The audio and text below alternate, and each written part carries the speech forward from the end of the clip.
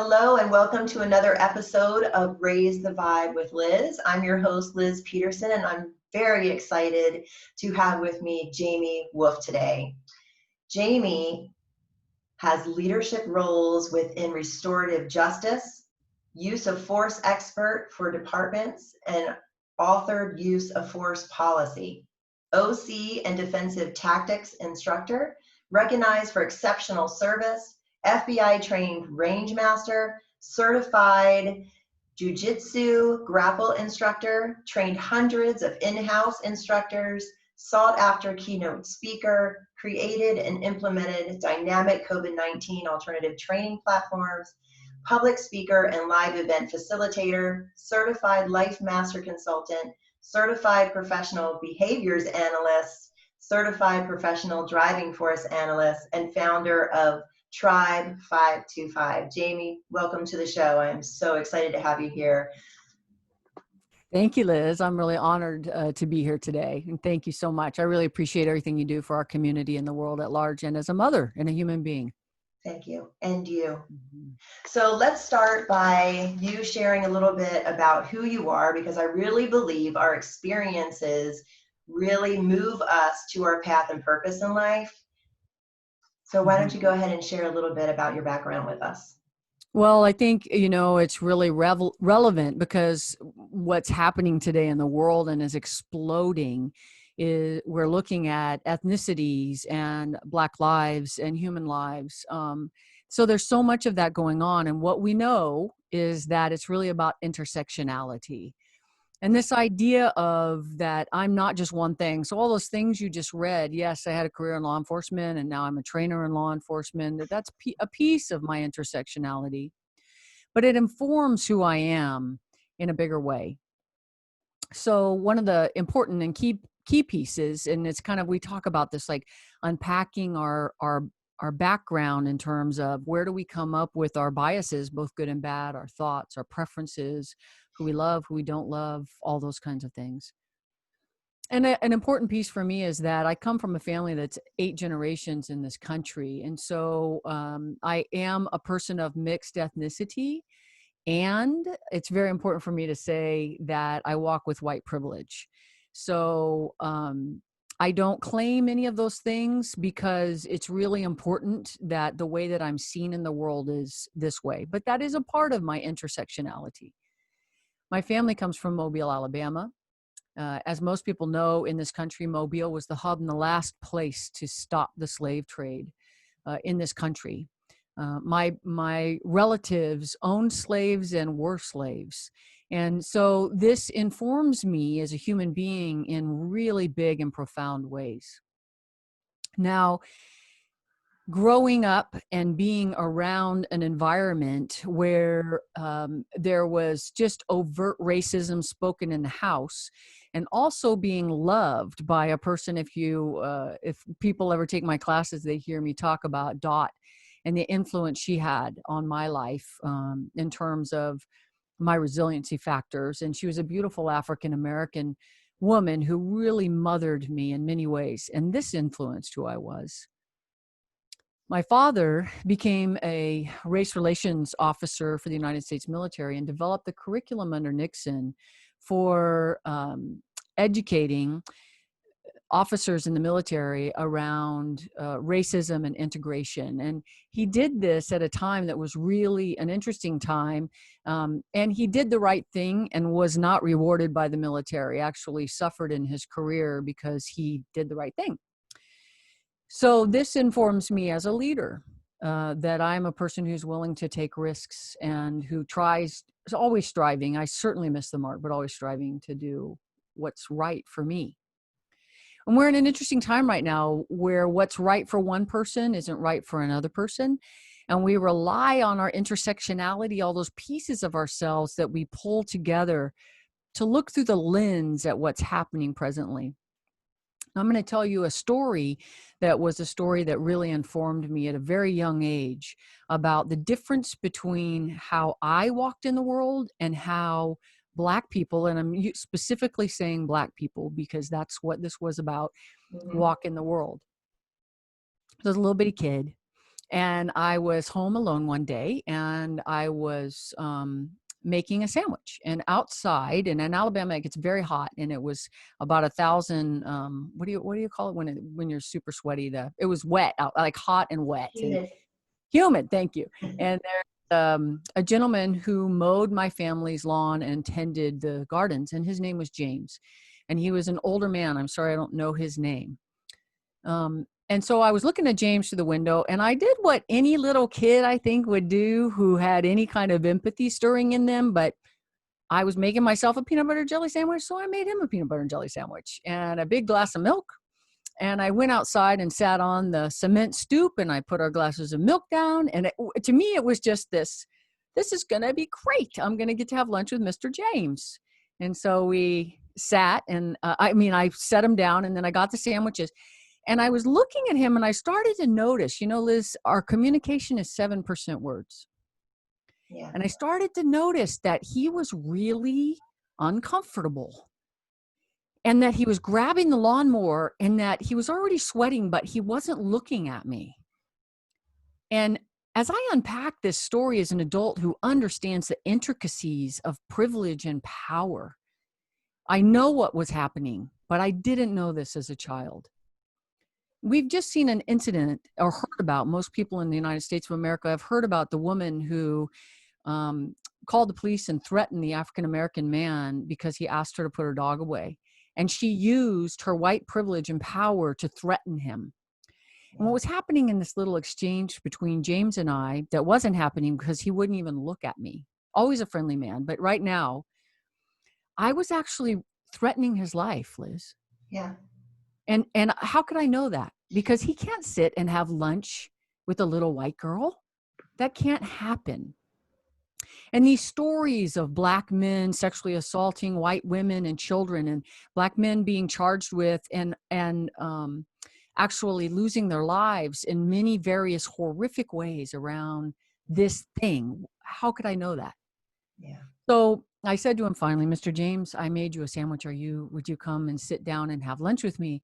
And he looked at me and he said, child, you are going to get me killed. Please take that back in the house. And don't you ever mention this, ever. Wow. So I did what he said. Something inside of me knew at the time, but of course I couldn't understand. And I never said a word to anyone. And years later, Dot, the same woman, and I were standing, and she used to sit. She was a very, very large woman, and she would sit with her hands on the washer and dryer and look outside and say, and she would teach me these life lessons. And she said, do you remember that day, child, that you took Mr. James that sandwich? And I said, Dot, we're not supposed to speak of that. And she said, don't you ever. But I want to tell you, you did the right thing. And it's so interesting, with just a few words, how much this impacted me, that I had the privilege of a lifetime to see through the eyes of an African-American man and what it would feel like, that it's not okay. I can tell the story today without getting tearful after many years, but just putting myself in Mr. James' shoes for a moment, I'll never forget him. And I'll never forget this piece. And we talk a lot in nonviolent communication in BC about our impact and our intention. And it's probably the most important thing that we can talk about right now in present day time. Yeah. What is my impact? What am I intending to do? My intention as a little child was good and beautiful. The impact could have cost this man his life had someone seen this and reported it. Right. So I don't know if that's helpful. There's a lot more to that. We lived all over the world. My father, we traveled and moved about 21 times. My family were fundamentalist Christians. We traveled all over Israel and got to see many cultures. My parents were both interested in cultures, and they learned about diversity, and they teach us about people. And so I really saw the world living in other places through a different lens. I'm glad that we moved away from Mobile. I might have been a very different person, who knows? And in terms of diversity, if you look at me, right, I would have had a really hard time in Mobile. So I'm grateful to my parents for that piece. And that's an important part of my intersectionality, for sure. So thank you for asking. That's my kind of the story that gets me here in terms of current times and how the lens through which I look at African Americans, having witnessed and been witnessed to. And let me just add one more thing, Liz, that's important. My mother was raised by a slave. I should have brought her picture so that you could see this woman. Her name was Louise. And, you know, the Emancipation Proclamation happened a very long time before my mother was born. And my great-grandmother, and this is an example of, and for folks out there who have a hard time hearing about white privilege, here's what that looks like. They wanted to go, there was a different term for it, to go get a black child. You can fill in the blanks. There was a whole thing around this. And so she went across the tracks and walked into a woman's home that she knew and said, "We're taking Louise." And the mother could do nothing. She packed her clothes and Louise went with them, and she would never ever see her family again. She lived in a tiny little room above the garage in my family's, on the family property on Spring Hill Avenue in Mobile, Alabama. And if you can imagine, there was no cool air. There was no air conditioner. She had a tiny window and what we called a piss pot, not even running water or a bathroom. And she lived her whole life serving and raising the children of my family. And Liz, before we talk about all this other stuff, I just want to say this one thing to the listeners. Until white people are willing to acknowledge what we've done, I didn't do that. My ancestors did that, and they're dead. But I am happy to say I'm so sorry. I'm so sorry for any of that I've ever perpetrated, any times where I didn't stand up. I'm so horrified that this woman, Louise, that I have one picture of, that doesn't even have a last name, that my mother finally looked at the picture when I was younger, and I kept saying, "Tell me about Louise, tell me about Louise." And she told me the story, and she said, "We gave her a good life." And I remember looking at her saying, "You kidnapped her. You stole her from her family." And so when we talk about systems of oppression and privilege, it wasn't until I said that my mother, and God bless her, she snapped to and began sobbing and said, my God, I've never thought of it that way, right? Because when we're immersed in these systems, we don't even see what's right in front of our eyes. And I'm no hero here. I could have been my mother and not seen it because it was what was normal. And she looked at the picture of Louise and she said, "You know, I never saw her smile. And is it any wonder?" Wow. Now, this is an ugly story, but it gets uglier because when Louise got old, they put her into what was called then a Negro home for the old. They threw her away. And she died in that home. And her relatives actually, now think about this, came to my family's house and gave them hell. But this isn't treating Louise as a human being. It's treating her as a commodity, a thing. It's called dehumanization. They don't even see you as a human. So when we think about what's happening now, it's important for us to think about what are the lenses through which I've looked in my life, and how do I see people? How do I see them? So today, when I see Carmen Best, Chief of Police of Seattle, speaking her truth last night, I listened first on NPR and then went and looked it up about how she's really struggling right now and having a hard time, and she's so articulate. This powerful African-American woman who stands up in front of the press and says, "I've suffered microaggressions." It's this bizarre mix of how can this be happening right now? And I think what's happening for many Americans is we're having collective cognitive dissonance. Like it was in the 60s when we were doing this, and now we're doing it again. And the ugly snake has raised his head again for us to see. And it's really an important and key time, I think, for people to have self-awareness about who am I, what's informed me. And so this is an important question that you've asked me. And I'd be curious sometime if you want to share with me the lenses that you see this stuff through. And I also know you don't like getting put on the spot, but sometime I'd be really, really interested to hear that. Thank you, Jamie. Mm-hmm. As an empath, I see what's, happening in the world, all of the anger, the lack of safety, and the reflection, even on a micro level in my own life, with lack of boundaries and safety and anger and those sorts of things. And then it reflecting in the outside world, and as an empath, feeling all of that. Mm-hmm. And then reflecting on my childhood growing up in Cambridge, Maryland, small town, diverse, a window into Cambridge. It was the last town in Maryland to stop segregation. My sisters, older siblings, saw more racism than I did. Although as a young child, I saw it and I didn't understand it, similar to the stories, had many Black men and women and children in my life that I loved. My bus driver, who took care of me because I was super shy, so he always made sure I sat behind him and was well taken care of, and nicknamed me Cupcake. I adored him. My cheerleading coach in 11th grade, Mr. Dilver, was fantastic, and also my counselor.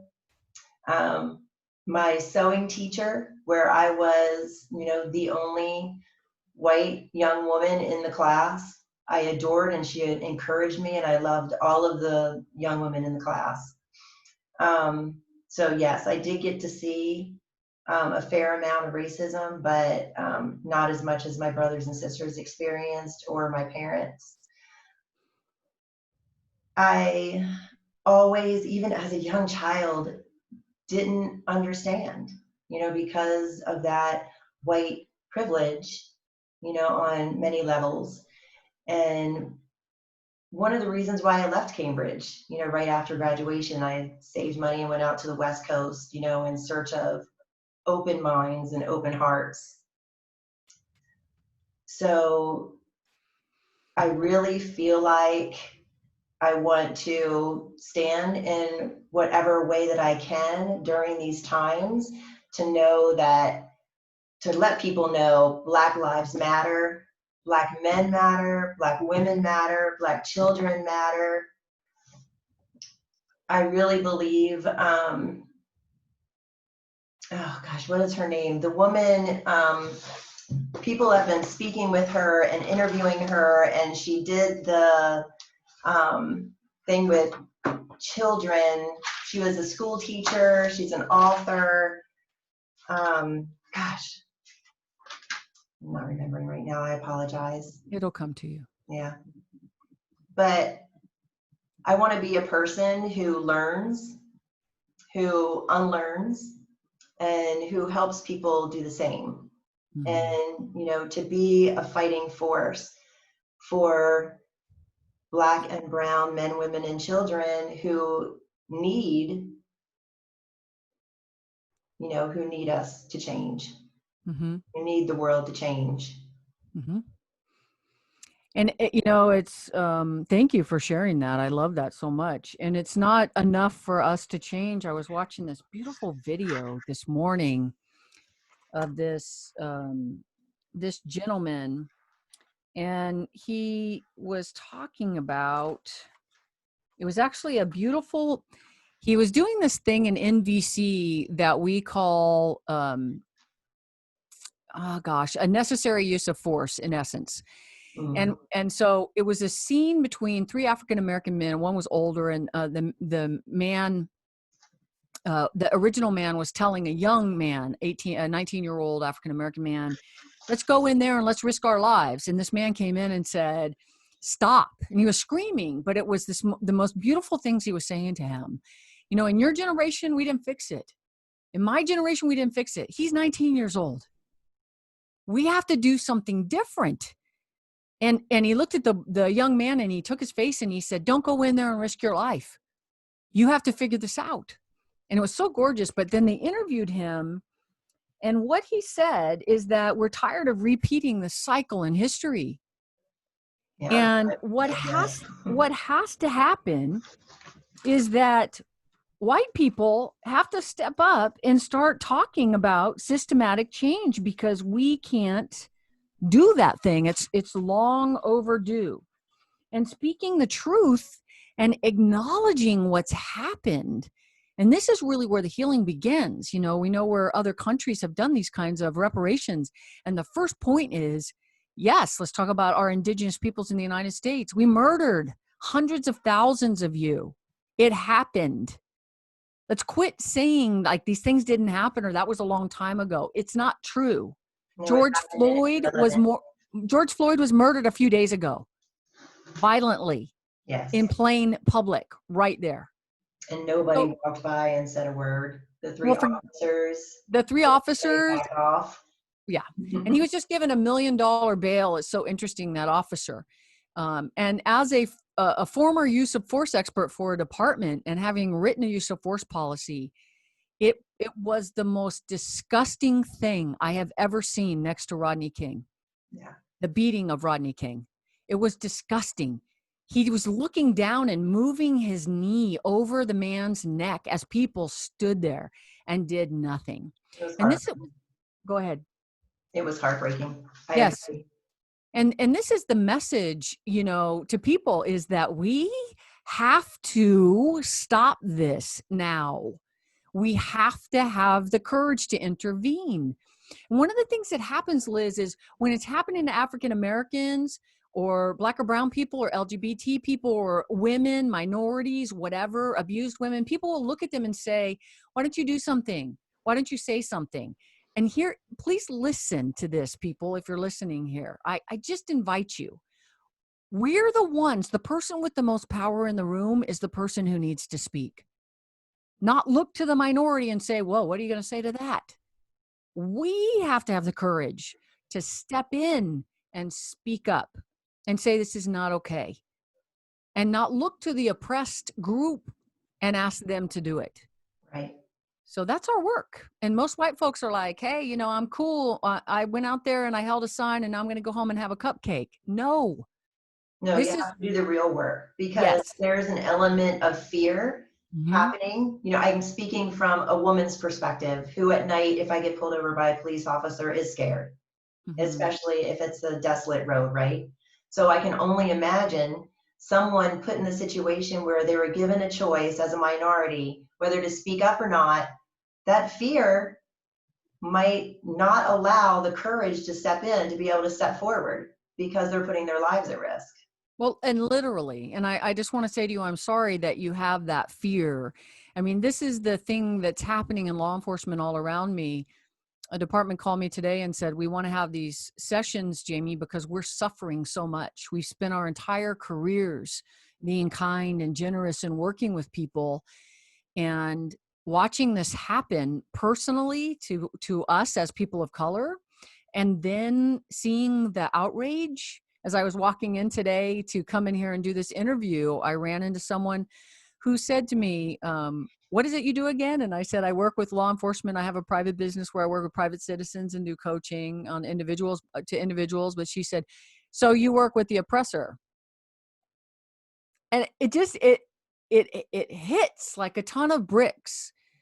You know, we see these things that happen as law enforcement, and it's so sad, because it's like there's bad doctors, there's bad dentists, there's bad lawyers, there's bad mothers, there's bad attorneys, there's bad in every group of people. So when we start dehumanizing entire groups of people, and interestingly, this woman was a minority person, and I didn't respond because I just said, have a nice day. But I wouldn't say all blank, fill in the blank of what she is, are bad people. No. That would be atrocious to say. So when we start separating ourselves from entire groups of people, we're not going to be successful in, and I don't even want to say rebuilding, in building something new. It's really important that we do that. How do we start, building something new? I almost slipped and said restructuring. So how do we build that something new so It's a big we can question. try to dissolve the systematic racism? And Yeah, it's a really big a big question. yeah. And we just to kind of, for people who don't know, in Minneapolis today, actually yesterday, they voted to approve dismantling their entire police department and rebuilding it. Now, as a former law enforcement professional and someone who works with law enforcement, this seems really dramatic to me and very scary. And they're talking about having community reformers come in and community groups come in and do policing. And so I get what is their intention? Their intention is to fix this. The impact may be really bad. And something needs to be done. So what needs to be done in terms of these things? And From the viewer's perspective, it feels rushed and reaching, like everybody's in fear and functioning from their amygdala. And right on. making harsh decisions without thinking clearly. Yes. Without And pressing the pause button. Well, and the other thing that happens, Liz, that most people don't understand is that when I've been systematically oppressed for many, many years, I have a deep need for empathy and to be seen and understood. And so rather than sharing our stories with people, or if we've tried to share our stories and no one hears my story, they don't get it. And the things just keep on happening over and over again. I get this, my unmet needs become chronic. And people with chronic unmet needs become dangerous. We see them all around us for various reasons. Because at some point, there's going to be a breaking point, and that's what we're seeing right now. So what happens is very interesting, Liz, and we've all experienced this. The person will have so many unmet needs, it's so chronic, that they'll want you to feel their pain with you. Have you ever known someone like that? Mm-hmm. So I'm going to do something to you so that you're going to feel the pain that I'm feeling right now. And 2-year-olds do the same thing. Right. Yeah. Take that. Because they don't know how to ask for what they need, or they don't have the power to get their needs met in a healthy way, or they've just been so oppressed over the years, they're over it. So we're seeing that now. And I heard a statistic, don't quote me on this, but I think they're talking about taking $100 million. I don't know, is that some astronomical amount of money away from Seattle PD? And, Wow. that would hurt. And it would have some pretty catastrophic effects. And it's ignoring all the good work that law enforcement does. And again, I invite everybody to watch Carmen Best. It was just yesterday. So you can type in Carmen Best last night and it'll come right up. And she says, our job is protecting people's rights to free speech. That's our job. And we're doing our best with that. And we need systematic change in the criminal justice system. And we need to be able to have these crucial conversations and look at and review our things and be allies to other people. And so what are we going to do about that? And she says, I think it's called Meeting Peace with Peace or something. And it's really beautiful because here's an African-American woman saying, I've given 30 something years of my life to this profession. And now people are accusing me, right? And that's what's happening, right? That's what happens when we reach this point, is people start dehumanizing each other. And we're at a critical point right here, Liz. I couldn't be happier to be here today, because we have to remember that I'm talking to a specific person who comes with all of their beautiful diversity and life experiences. And clumping a whole group of people into one thing has gotten us where we are. Yeah. That's why Black men get murdered in the street, because all Black men are the same, quote unquote. So let's not start doing that with the police or with each other or anyone else, and slow our roll and back up. The moment I stop seeing you as a human, Hitler used this tactic. The moment I stop seeing you as a human, I can harm you. So, we're having some flashpoints and some really big things that are happening. And if we can just slow down and remember who I'm talking to and recognize what's happening in our central nervous system, which is just on overload all Yeah, the time. all around, and Mm-hmm. especially after a pandemic. Yes. Mm-hmm. So what would you say needs to have the neuroscience behind why someone would murder George Floyd, and what we can do to retrain emotional intelligence into our police force? Yeah, it's another big question, and Big question. it's a big question, and it's a great question, right? So what I want to say, the first thing that we can do is as average human beings. So people say this to me a lot. Gosh, Jamie, I don't know what to do. So here's just some easy things you can do. You can pick up the phone and call your friends of color and say, I don't know what to say. I can't imagine what you're going through. And I just want you to know that I'm here as an ear. Now, be prepared, because your only job in that conversation is to say things like, oh my gosh, that's so painful. I'm so sorry. I had no idea. Would you be willing to tell me more? And creating sacred space for people to express what's happening for them is the most beautiful form of connection between two human beings. And so it's an easy step, not easy, it's simple, but it's not easy, that people can take right now. And if you are afraid, I wouldn't know what to say, your job is to not say anything, actually. Yeah. Your job is just to listen and offer empathetic statements. Would you tell me more? Wow, I'm so sorry, right? I have like 10 taglines that are there. And as an example, I called my friend the other day, who is a former chief, an African-American woman. She served 30 years for a department in the sheriff's department, was promoted very high, and then went on to be a probation chief of a department in California. And she's a personal friend of mine and someone that I dearly admire as a human being. In her retirement, she's become an ordained minister, and she's just delicious as a human being. So I was sitting at home thinking, what can I do? What can I do right now?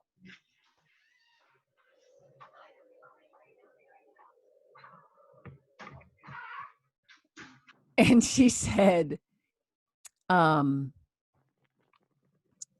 you could do right now is listen to me. And so I called her and I just listened. And she told me all about her feelings around her process of her grief and grieving and seeing what's happening. And she had spent collectively like 40 years in law enforcement, and her boss was this really forward-thinking man and had trained her and taught her, and it was so rich. And then this happens, and she feels demoralized because she has sons who are African American. And she said, Jamie, I used to be able to tell them, well, just don't dress like that, or don't wear that, or put your hands on the steering wheel when you get pulled over, or whatever. But you know what? After seeing the George Floyd murder, there's nothing I can tell my sons. No. So I want to share with people, being a witness to that for our friends and listening. You don't have to say anything. Just love them. You can't fix it. You can't make it better. There really is not the right thing to say. But our precious presence, and that's the first step of healing, and listening to that. That was a conversation that's really been profoundly effective, profoundly affected my life again, right? And my big circle of experiences. Yeah. Listening to her. So how do we change things? We start by changing ourselves and by looking at what is all the nonsense in my mind that I need to take a really brave look at. What can I do in this moment to change things up and really look at how I walk in the world? What are the things that I take for granted? How can I help people? So I've made several phone calls in our community here to people and said, I have some business. I'm in town. I have a new business now. I'm all online. I'm not traveling. And I need someone to do this. I'm guessing you're hurting right now financially. So I have the privilege of having income. So I'm going to share that income. These are just little things that we can do, right? Right. To support people, to create systemic change in the moment that I can do. I can be friendly in the grocery store. I can say hello. I can be loving and kind. And those are the first steps.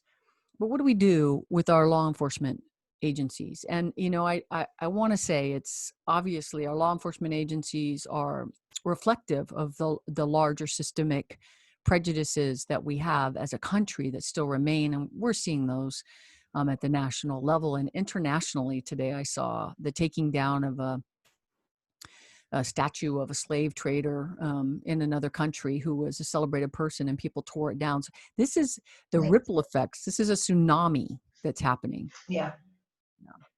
So what do? We show up and we stay for the long haul, and we have the hard conversations.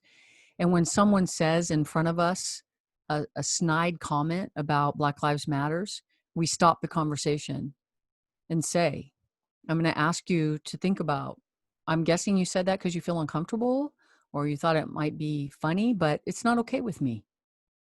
And we stand up and start to intervene. We actually start to put our bodies emotionally in the path of violence that is directed towards African Americans in this country to change things up. Does that make sense? Yes. Yeah.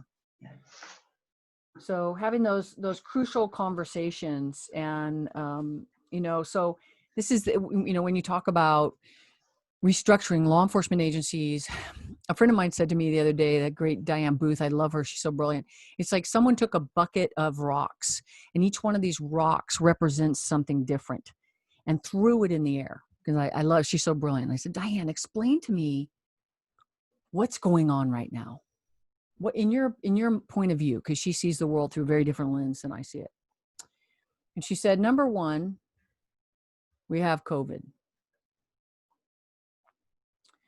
And as a result of COVID, we have unemployment. I don't know the numbers. Do you have a mastermind for numbers? It's crazy amount. It's crazy. Right now. Then people are running out of their savings. They've already run out and they're lost with that. Then kids can't go to school and parents are having to homeschool. So what's happening now is that domestic violence is on the increase. Because, and animal abuse, I'll say, because people are home and they're stressed out and they feel powerless and they can't change things and they don't know what to do. And we know that this is going to be a long, slow upswing. So then, did I forget anything here? Because then we throw in Mr. Floyd. And what happens is that as human beings, we can only tolerate so much. So we have what's called the somatic window of tolerance. You have one, I have one. Are you familiar with this concept? Yes. Of course you are. And each one of us, based on our experience, has a different starting point each day. And during normal times, I kind of start down here. I wake up in the morning, I've got some stuff to do, but I'm cool. And I go through my day and I might get called into my boss's office, and I get this is about your central nervous system and your central nervous system ability to regulate. And our job as humans is to stay regulated. Mm-hmm. So then I kind of calm down. My sweetheart calls me, and then I'm driving and somebody flips me off and I get way up here. And the point is that for most of us, we go through our days and it may look like this a little bit, but we stay between the lines. And so these lines represent fight, flight, and freeze. So when we come out of this this particular line and come up here, this is fight. And some people react by coming down here. I'm a fighter. I'm guessing you're a flighter. Is that right? I'm a freezer. A freezer. So this is it. Freeze or I flight. do flight too. I do flight. Get out of here. When I was done with the oppression, I put up a fight. There you go. Right. Always swings. Right. And unfortunately, this is not what's happening for us right now. Unfortunately, right now we've got our somatic window of tolerance. So this is what I can tolerate for me. And the interesting thing is each one of us has our own thing. You have a different somatic window of tolerance than me. You can tolerate some things that I can't. Hell, you had children. No. I can tolerate some things that you can't. And we're different in all kinds of ways. And then we're different. We have different somatic windows for different things. Like my somatic window of tolerance for talking about animal abuse, child abuse is very, very tiny, like this big. But my somatic window for talking about having lovely conversations about politics, it's big.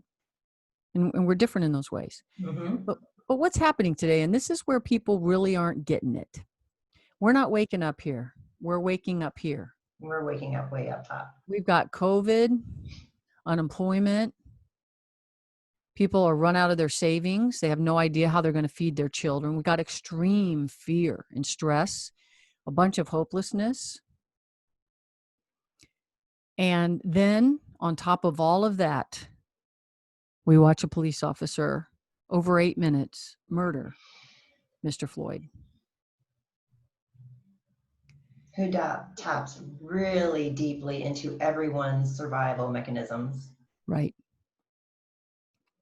Some for survival and some for deep hatred. It's really interesting depending on your experience. Right. True. So now in the morning, I'm waking up right about here. And I'm pretty good, man. I meditate, I read stuff, I take good care of myself, I eat good food, I get 8 hours of sleep. Actually, I'm waking up at 4:30 in the morning with my brain going. So that's a different and new thing for me. So then what happens, Liz? I mean, I know you already know this answer. I start out here and my sweetheart says one little thing to me and I'm already up here. Yeah. Or the kid throws a sock on the ground. Or my boss asks me a simple question. Or there's no whatever at the market. Overflow because we're topped off. We're completely unable. We're full, right? And what we call this in nonviolent communication is the difference between being resourced and not. Yeah. And here's the key when you talk about how can we change things up. Here it is. Learning how to recognize and have emotional intelligence. Number one, emotional intelligence is self-awareness. And then, is that right? Nope. And then if I have self-awareness, I can have self-regulation. You can go on my website and look. There's tons of books about this if people want to read. It's the work of Daniel Siegel. It's brilliant work. So there's 5 components of emotional intelligence. But I'm just talking about these first 2, which is, do I have the self-awareness to know that I'm resourced or I'm not resourced? So my kid throws a sock on the floor and I recognize that in that instant, my somatic window of tolerance, I'm at a danger point. So what can I do now? I can stop. And I can not say a word. And I can go take a walk or do whatever. But this is really, what we're seeing is that people are walking around very unresourced. And so we're going to say and do things when we're unresourced that are really harmful. The other question you asked is, how does the murder of Mr. Floyd happen? How do those things happen? Am I answering your questions? Yes. Thank you. So just basic neuroscience. And if you're a neuroscientist out there or a physician, please forgive me. This is just a very layperson understanding. But it's really a way that we can, look at all of these pieces. So I'm born with all kinds of ideas about things. I shared about my experience of Mr. James and Dot, my father in the military, and my religious upbringing. mental illness in my family, some beautiful things. My grandmother Curry, lovely, that I was taught to love bugs early on, and now I'm a beekeeper. All of these things influence me in who I am. I love nature. We lived in Iceland. I learned about nature, right? So our experiences impact who we are, and they become what we broadly call our biases towards or against something. Now, all of this is stored in a part of my brain that is called just generally my subconscious. And there's some million amounts. It's like if it's a computer, a million amounts of data that are going every single second. And NLP, you can look it up. It's a huge number. And there's so much going on here that actually the part of my brain that does critical thinking, we call the prefrontal cortex, can't keep up with this. It's too much. So this is always going on in the back of our brain. And that part of our brain is ruled by one thing, one little piece of our brain, and you actually said it earlier. Do you remember? Amygdala. It's our amygdala. And you know, the amygdala gets a bad name. So it's kind of like a little almond that's somewhere around here. And this little piece, it's ruled by, really, it's a primal piece of our brain. And it's got lots of primal kind of names. We've heard it called the caveman brain or the cavewoman brain or our primal brain or lizard brain or lots of those things. And its job is to keep us alive. So it looks at all these different things and makes decisions for us about what they mean. What's the context? And then it informs this part of our brain. But this part of our brain has reasoning. It's this part that sits right here. So Dan Siegel talks about it's like a fist. And so we've got this amygdala is tucked right in here. And this is our brain. And this is the part that we want to be thinking from. Emotionally intelligent people act from here. But what happens when we feel threatened? And what happened in this situation and every other situation that you can see on television right now? Those two young people that are dragged out of their car and tasered, for God's sake. They did nothing. They did nothing but be stuck in traffic. Yeah. What happens? The amygdala sends out an alert and says, danger, danger, danger, danger. And certain chemicals fly into our body. One of the big ones is adrenaline. If you want the science on this, you can go read all about it. It's everywhere. And this thing happens, and it's called an amygdala hijack. It actually comes up and tells the prefrontal cortex, yeah, I know you got some good ideas about this, but right now I'm going to take over because we're going to die.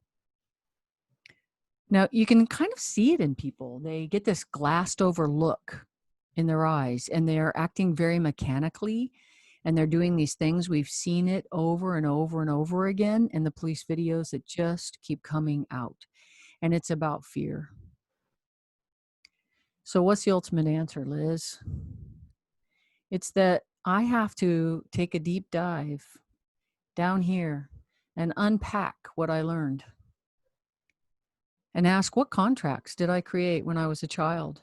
That Black people are scary or Black people are my friends? That men are scary or men are my friends? That LGBT people are scary or some of those in that, or they're not my friends? Or Chinese people are my friends or they're not my friends? Or white men are my friends or no, they're scary?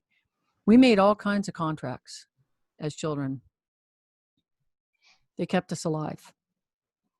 And what we're seeing right now is that those contracts are held by our amygdala. Our amygdala will take over our prefrontal cortex and we'll make bad decisions. And you have done it and I've done it, Liz, because we're human. We've experienced what's called an amygdala hijack. It happens to everybody. Most people say, I lost my shit, or I lost my marbles. I said or did something that I'm ashamed of or embarrassed of. I said something to someone I love that I feel really bad about. So this is the explanation for what happened, that officer, I can't tell you what was in his mind, and the other officers, that their amygdala took over. And for some, it can be myriad reasons. Yeah. You know, people are like, well, they were afraid. Well, they might have been afraid for a lot of different reasons. They might have been afraid of the blue code, right? Which is silence, stand by and watch, don't do anything. This needs to change. Spent most of my career talking about this. What's the saying in law enforcement? Snitches get stitches and wind up in ditches. It's a fear of, if I stand up and speak up, that I'll be harmed. And those things have really happened. What else has to happen? People have to be taught what professional courage looks like.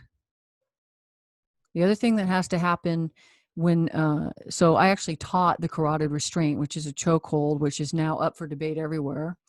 And I don't want to talk about the goodness or badness of that. The important part of that is that when we taught the carotid restraint, Liz, we taught our officers how to stop another officer who had checked out and wasn't letting go. Does that make sense to you? Yes. And that's not happening in training.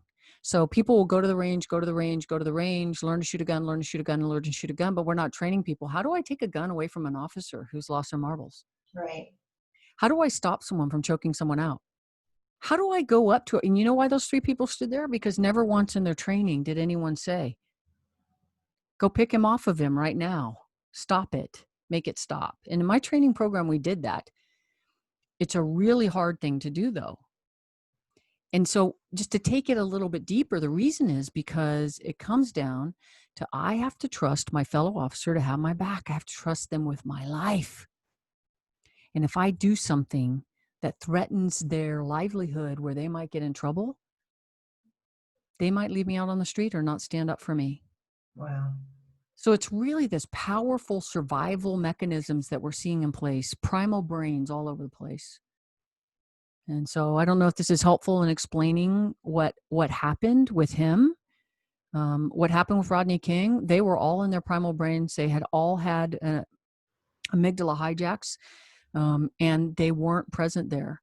I'm going to share with you this story. I was working in this probation department, and there was this woman in my class, and I talk about Rodney King as another really informed me. I remember watching Rodney King being beaten and thinking, how is this happening? And that's when I got interested in neuroscience. And I didn't say I'd never do this, but I said, under what conditions might I do something like this? And I want to understand, like, when might I do something horrible like this?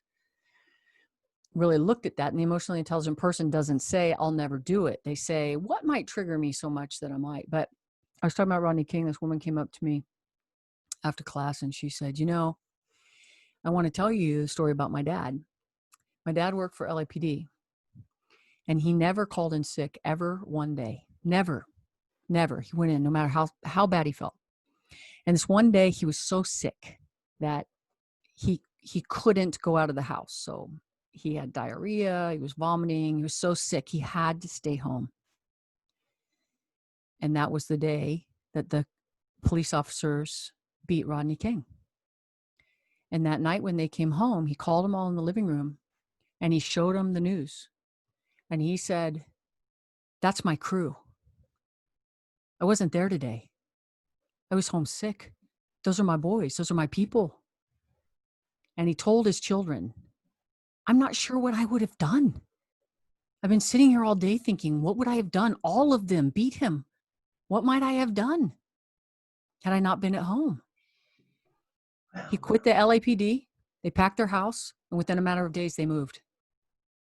And he started his life over again. I mean, like, wow. So for us to just sit back through a lens and say all this high and mighty, I would never do this or that. I would hope I would never do anything horrific like that. But we've really looked at ourselves. And the truth is that most of us have done horrific things. We've said something that was so painful that we can't take it back. And it's only through this deep introspection, instead of pointing outwards at the other, and we look at, who do I want to be? How do I show up as a loving and kind human being? How do I learn about emotional intelligence? I've got all these books behind me. Anybody who wants to read them, please go to my website, islandconsultingandtraining.com. They're all on there in the resources page, and read about them. And for those of you who are suffering with anger or rage, there's a beautiful book here about emotions. and it actually explains what each emotion, I can't see it, I'm so sorry. I'll pull it out of here. What each emotion is telling us. Here it is. The language of emotions. And what is anger? And why do we have anger? What is it? The language of emotions? Yeah, the language of emotions. It's an exquisite book. And You fade out a little bit when you turn from your microphone. it's an exquisite book. And when we look at the piece about anger, it explains to us why anger happens and what actually it's an emotion that informs us that something is very wrong.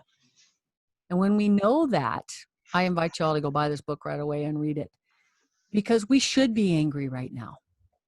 It's not to not be angry. It's to be angry. And then what am I going to do with it? Am I going to do something that's pro-social and helpful? Or am I just going to rage and say ugly things? How am I going to handle that? So the amygdala and that part of our brain that really gets a bad rap, I want to tell you, Liz, it's benevolent. It really is a part of our brain that's trying to keep us alive. And when we take a deep dive into our own selves and start looking at our own stuff, then we can really begin to change what's happening here. So that's beautiful, Jamie. Thank you so much for sharing that and walking us through it. What are some proactive steps each person can take to be an ally to those suffering right now? Mm-hmm. So an ally is someone that has my back, right? I know they have my back. And it's not enough to just theorize or talk about these things. Being an ally is a verb. It's an action, an idea of action, and me actually doing something that is proactive. So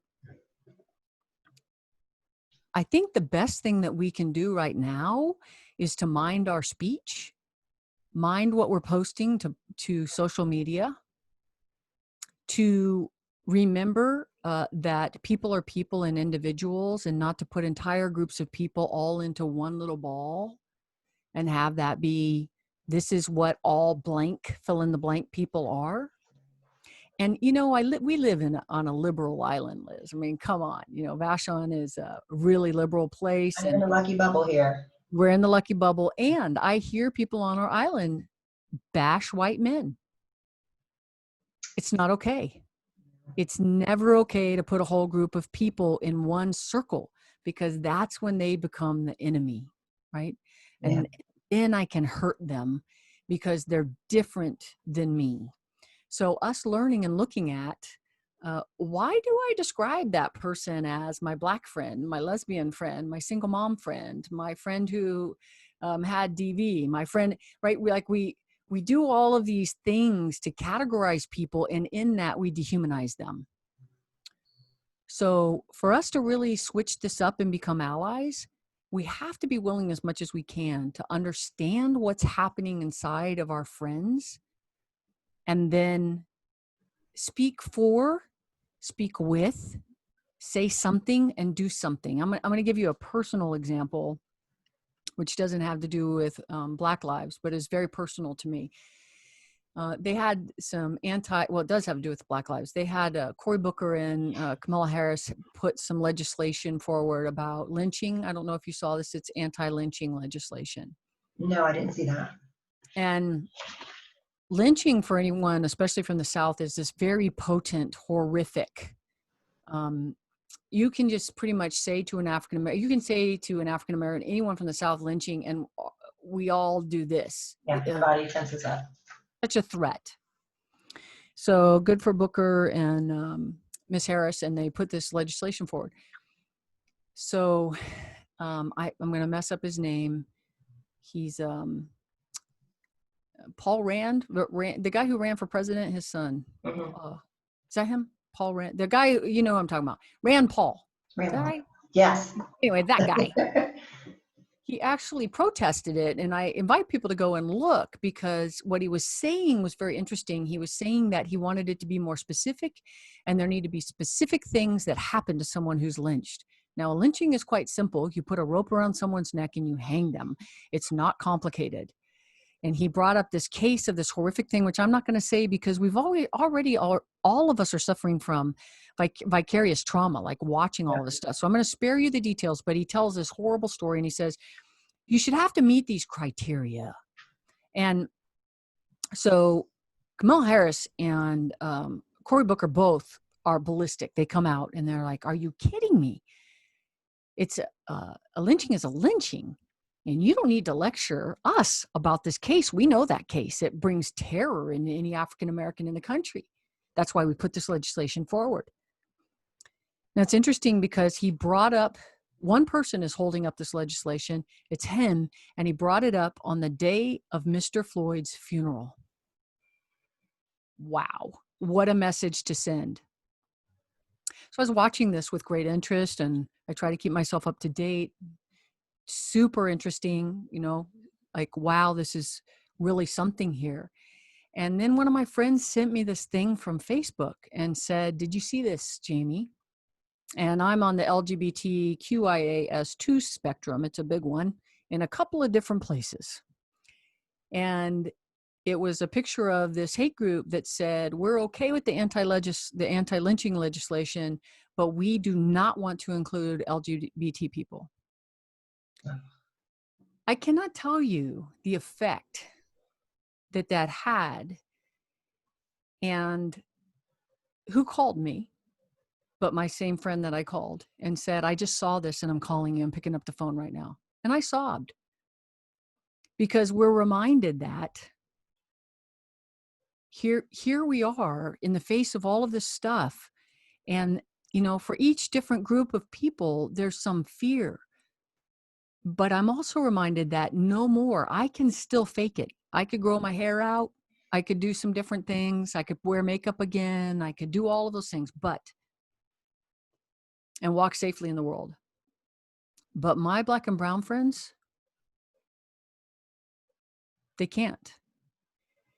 So what's being an ally? My friend was being an ally, but more than just calling me and saying, oh, I'm so sorry, Jamie. She said, I am going to take this to my congregation, and we are going to talk about what the meaning of Christianity is, because this group is claiming to be Christian. That's being an ally. It's a verb. It's taking direct action. It's having crucial and critical conversations. And I felt supported and loved and cared about because she actually was doing something. Did I answer your question about the ally piece? Yes. Thank you so much.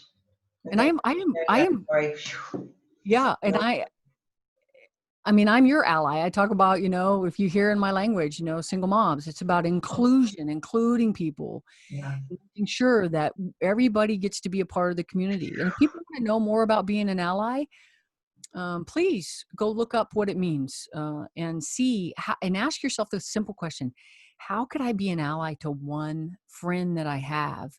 Most people won't do it because they think, what if my friend says something to me that's mean? It's National Take a Risk Day. Yeah. It's time for us to take risks. Put yourself out there, take risks. Yeah. Yeah. I'm going to move on to, and it's along the same lines, but standing up. And something I'm going to share, probably going to get emotional. Okay. So a best friend of mine in 5th grade, young Black male, also homosexual. His parents at the end of 5th grade decided to move to the city so he would have a better chance to have a better life. And I always reflect back on him when I think about standing up for people. So how do we stand up for people with less power? And I'm all about empowering people. What can we do to empower our Black brothers, sisters, and cousins? Yeah, it's really a touching story. So I just want to acknowledge the beauty of that story, Liz. And what I hear you saying is his parents were his allies. Is that right? Did I get that right? His parents were his allies. Yeah, wow. It's amazing. Yeah. I forgot your question now because I was feeling it for this guy. How I know. Let's say, take a deep breath. Standing up for people with less power. Mm-hmm. So I'm going to come back again around to the thing I said earlier, which was when we see something happening, say something. We don't have to get all crazy, but don't look to the person who is the oppressed person with no power and say, what are you going to do about that, black man? What are you going to do about that lesbian? What are you going to do about that single mom? What are you going to do about that thing? What is it that you're going to do? And usually for us, it's around microaggressions. So I think I know you know what microaggressions are, but should I explain Go a ahead, little? explain, yeah.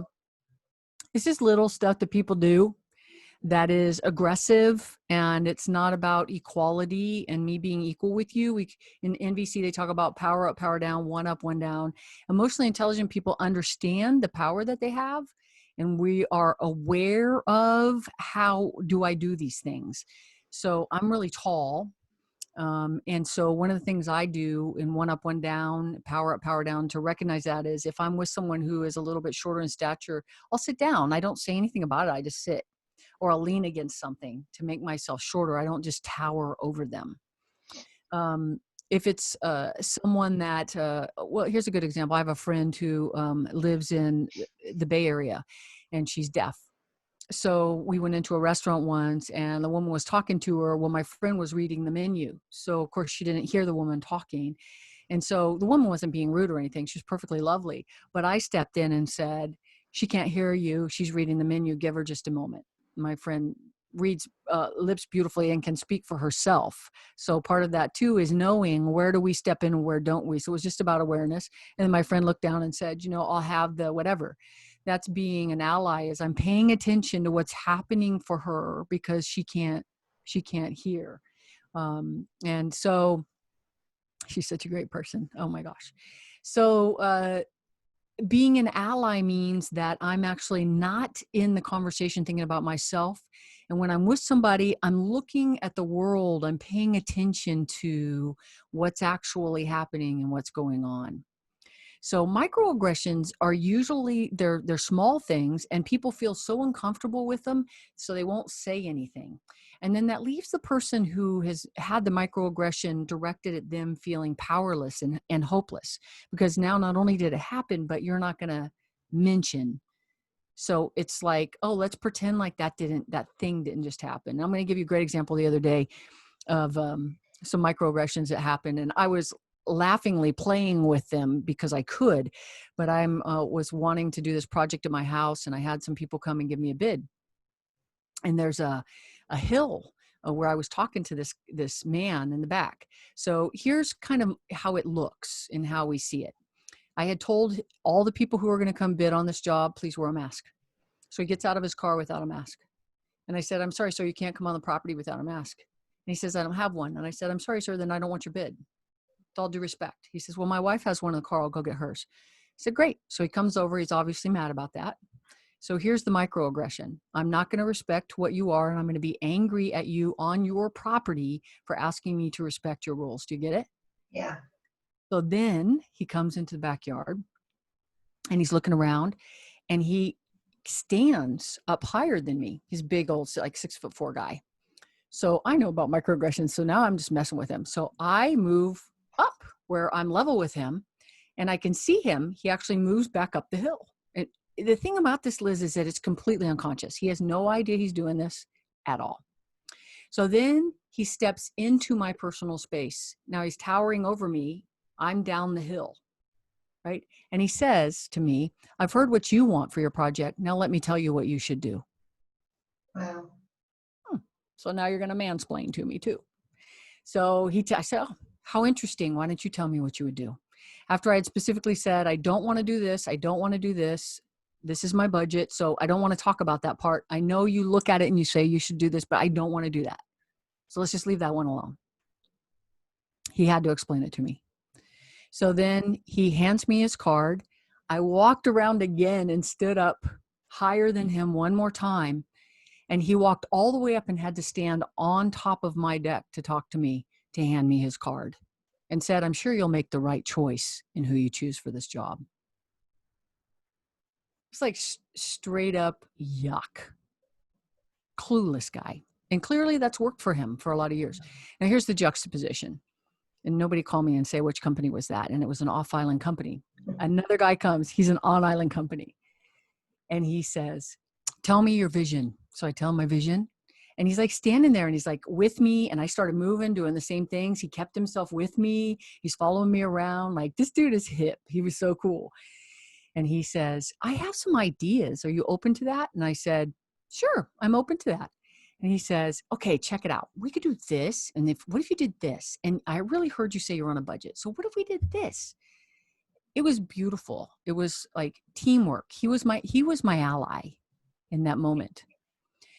But let's think about for a moment, it's not me who has tremendous personal power, who is, a person who's so trained. I'm not afraid of Mr. Big 6'4" man. He can't really hurt me. There's nothing he can do. Think about if I am a person of color and this man is doing the same thing. What do we do? So your question was, how do I be an ally? What do I actively do? So I would actually do something to reposition us in that situation. So a lot of times what will happen is the white person will talk to the white person and exclude the other person. Or children, completely. Talk about that. You want to be an ally of children? My child's here too. What did you say, Jimmy? Oh, that's a great idea, honey. Right? So it's about including everybody there and treating everybody as equal in the environment. And we have to do that. So it's not about like, hey, you're ignoring my friend. Don't be a jerk. It's not that. It's that I'll step back and say, what do you think, Mary? I'm curious. And then if the person continues to talk to me, say, I'm really curious about what Mary has to say, right? There's ways to do this that is gentle and kind. And so in those ways, when we start to train ourselves, it's really a matter of training, Liz. I start to train myself to pay attention to the environment and what's happening for other people. And you're so empathetic. I know you're always feeling that. But this piece of it's just not all about me. I'm going to tell you one more scene that happened yesterday on the island. I don't know if you saw this, but there's a big giant camper for sale. Down by where you turn to go high school. Yesterday. So I pulled over, I had my mask on and I'm looking at it. I'm like, oh, that's kind of cool. Let me go look at it. And so this guy pulls up, really nice man. And he says, I know who he is. I'm just not saying his name. He says, hey, do you want to look at it? I said, totally want to look at it. That's so cool of you. He goes, I just happen to have the key. I'm his friend. He opens up the camper, so Vashon. And he's great. He stands outside. He lets me go in. I have my mask on. I'm looking around. I'm looking at everything. He's so respectful, this man. And all of a sudden, this dude just comes charging into the camper. And I look at him and I've got a mask on. Now, I've already had COVID. I really don't want it again. And I have asthma.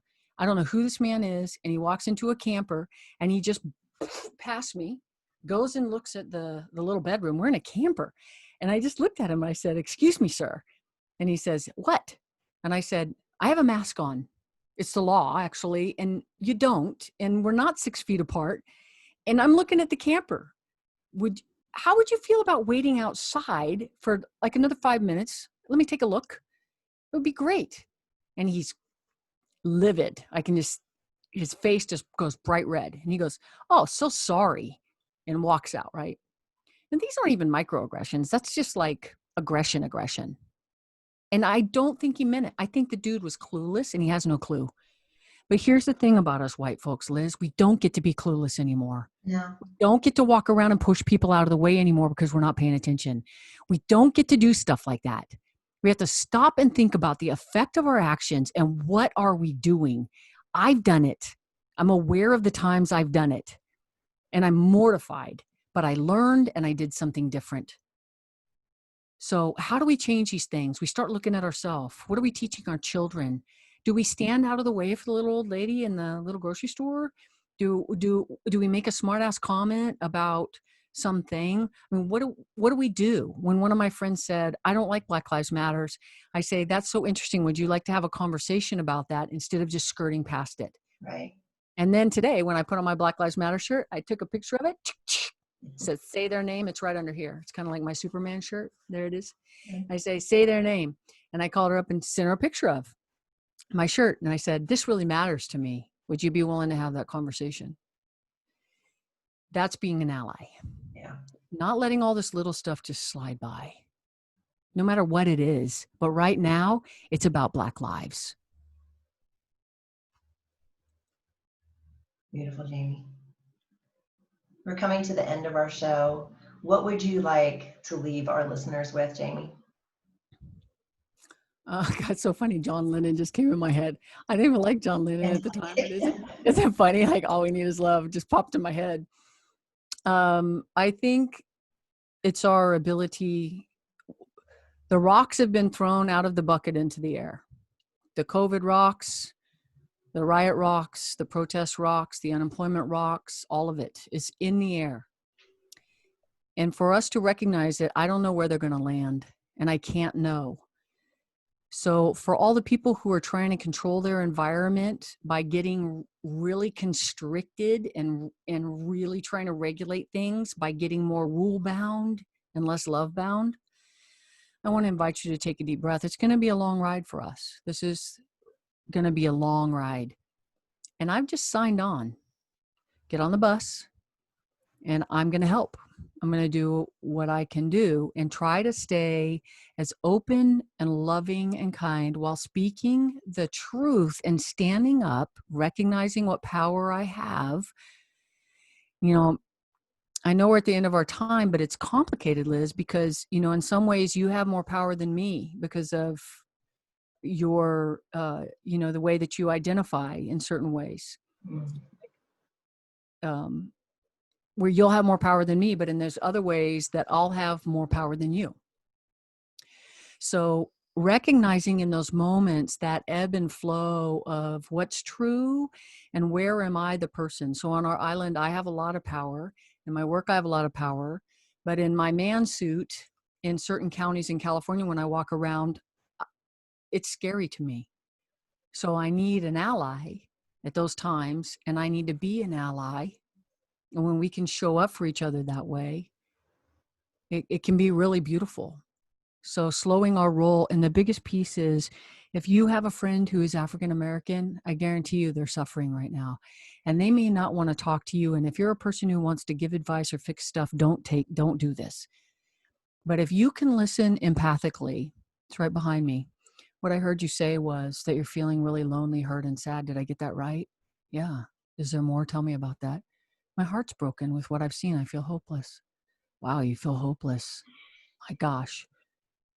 No, go study reflective listening, take a class, learn how to listen and be there, and don't fix it. Don't make it it's okay. Pick up a Brene Brown book, read about that. She talks all about empathy, what it really looks like, and show up. And I'm not willing to march, but I am willing to. Today I did 5 things. So I'm trying to do 5 things every day, Liz, that are verbs.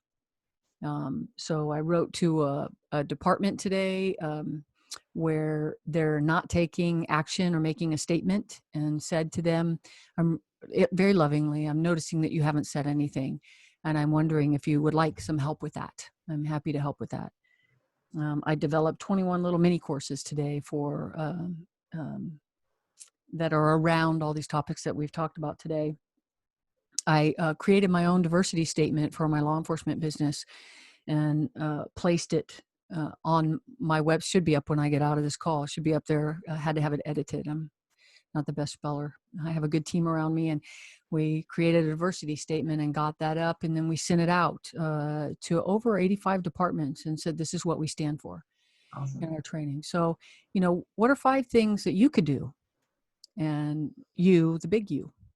That's really the answer every day, to be proactive, speaking love to love, speaking kindness to kindness, and speaking peace to peace, recognizing when someone here is actually a kind person, not putting them on blast.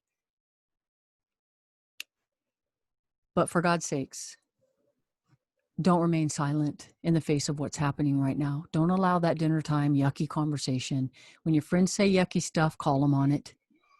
Ask them to be kind. Wow, that didn't feel so good. I'm wondering if you'd be willing to have a do-over and try that one again. Are you aware of what actually happened to Mr. Floyd? I've watched the video. It's excruciating. It was a murder. You know, like, this is the way that we think about Sandra Bland, all these, names that I have here on my shirt. I'm going to keep it G for you, but, these people mattered, their lives mattered, and they were all murdered.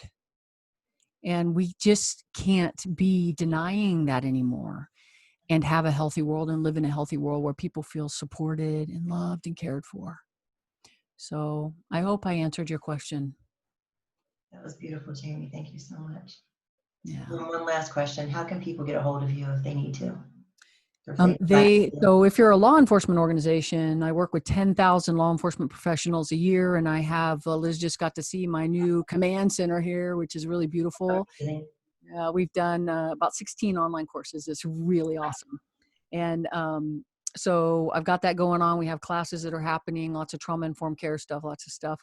So that is islandconsultingandtraining.com, islandconsultingandtraining.com, very simple. The other business I have is a personal business where I work with individuals and do take deep dives into their trauma work, looking at how to create a better life, a life that they would love living. And I'm living a life I love living. So I have some ideas about how that can happen. So that business, you can reach me at Jamie Wolf at Tribe 525. So that's Jamie Wolf at Tribe 525. And thanks for that little shout out there. I appreciate that, Liz. And thank you so much for all that you do for our community, all these beautiful videos. I've watched so many of them, and bringing people out and talking about what they do. You're just such a rock star. Thanks, Jamie. I appreciate that. Yeah. Love to you. Yep, you too. And thank you for joining me, everyone. This is Liz Peterson on Raise the Vibe with Liz. I hope you have a great day. And remember to get out there and raise the vibe. Thanks for joining me, everyone.